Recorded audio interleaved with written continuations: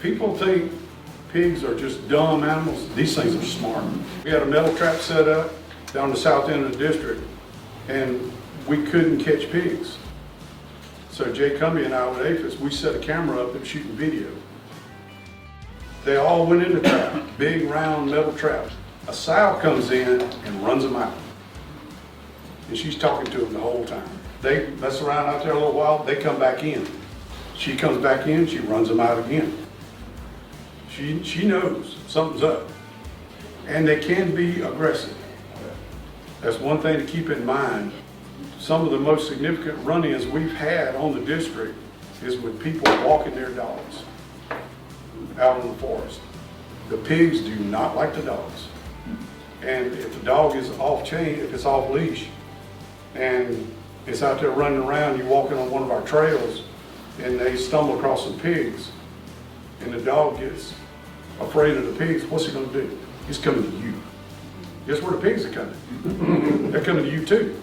A gentleman came in from church one night, heard his dog barking in the backyard, walked around the house, and a pig knocked him down in his backyard and cut him on his shoulder, cut him on his arm, and cut him on his leg. Over 100 and something stitches to stitch him back up. So they are, there are some dangers with them. So that's just, if you have them, keep that in mind. And the other thing too is if you see a car that hits one, it looks like it hit a rock.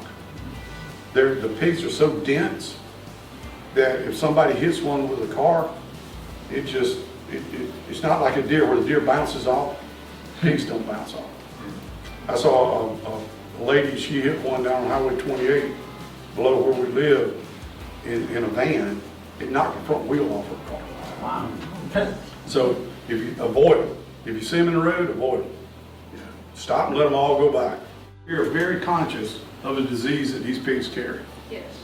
And every time they do something out there, if they're handling a pig, they have gloves on. And anytime I fool with a pig, I have gloves on. I see hunters all the time with a pig hanging up in a tree during deer season where they kill the pig and they're down inside them like this, pulling the guts out. They got blood up to here. They got blood on the face where they've been wiping their face, and they're stupid. And I tell them that. I said, these things carry diseases. You don't want what they have.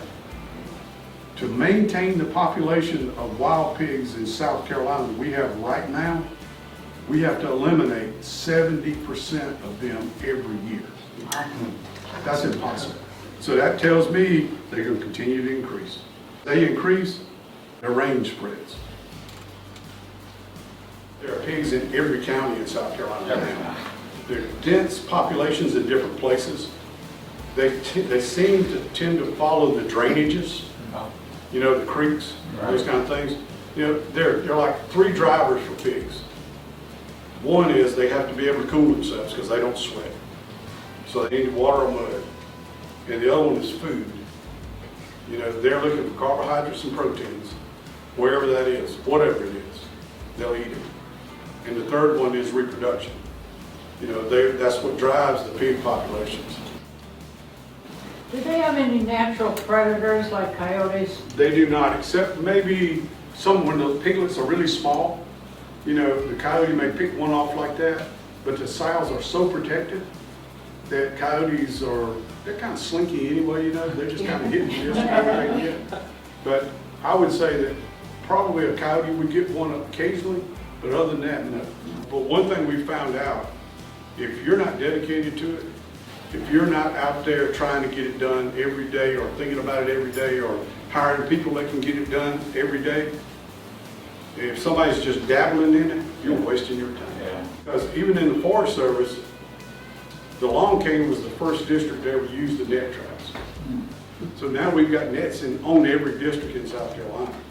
We got them convinced that this is how you can do it. And one thing I didn't say about the nets, I should have said, the nets are the only continuous catch trap that I'm aware of. You can get the entire system for about $3,500. That does not include the camera. And we do have private landowners buying. They kind of get together. Some of the private landowners that say, okay, we'll buy a net and we're just moving around to different farms. The reason we got started because they do so much damage The deer will walk through, pick up some acorns. Turkeys do the same thing. They'll pick up a few. Squirrels pick up a few. Pigs come in. They eat all the acorns. They go round and round the trees. They eat all the acorns. Then you go over and lay down. And then you wait for some more to drop. And then come back and they eat all those. So it's displacing the native wildlife by having them in the areas. And the other thing that if anybody hunts or you have deer on your property, if the pigs move in, the deer move out. They do not cohabitate. They don't like each other. But if you don't do anything, it's just going to get worse. The opportunity to eliminate pigs in South Carolina is gone. That unless a disease comes in that takes them out, control is not an option right now. Containment, yes, try to get them out of certain areas where they're doing damage. We get phone calls from people that say, they're tearing my yard up. They're rooting up my yard. I walked out the back door and they were in my backyard. Well, if they're anywhere close to Forest Service, we'll go get them. And because I think that's just something that we should be doing. They have options too, but most of those options are expensive. Contractors charge up to $65 a pig to remove them. And not many people want to pay or can pay that if they have 20 pigs back there. So we do help the public that way.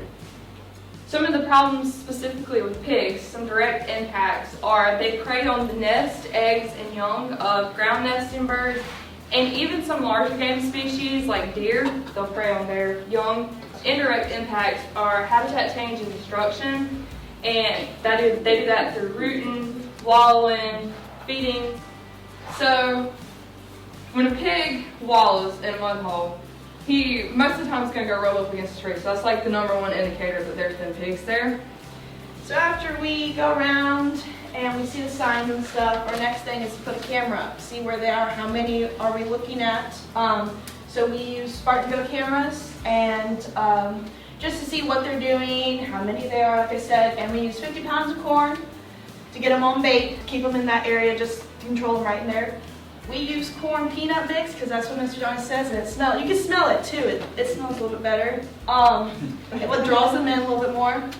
So they'll start the routine. We visit, and then we start and move on and build the trap. And you'll see them start rooting under that net. Just to slide right on in. Whoa! Oh my God! Yeah.